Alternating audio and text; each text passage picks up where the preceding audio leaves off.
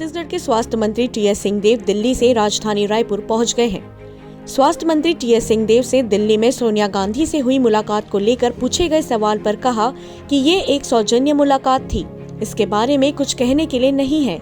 आज पैसा कानून की बैठक लेने आया हूँ। पैसा कानून को अंतिम रूप देकर कैबिनेट में भेजा जाएगा। उन्होंने कहा कि सीएम इस पर विचार करेंगे, हो सकता है अन्य विभाग भी इस पर विचार करें। उसके बाद कैबिनेट में सर्वसम्मति से इस कानून को मंजूरी दी जाएगी। इसके बारे में कुछ कहने को नहीं है।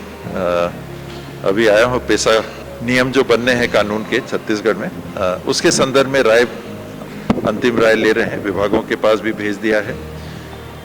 ग्रामीण स्तर के जो स्टेक होल्डर्स के थे उनके साथ पहले भी बैठक हो चुकी थी और आज विधायक और सांसद जो आ सके हैं उनसे चर्चा होनी है।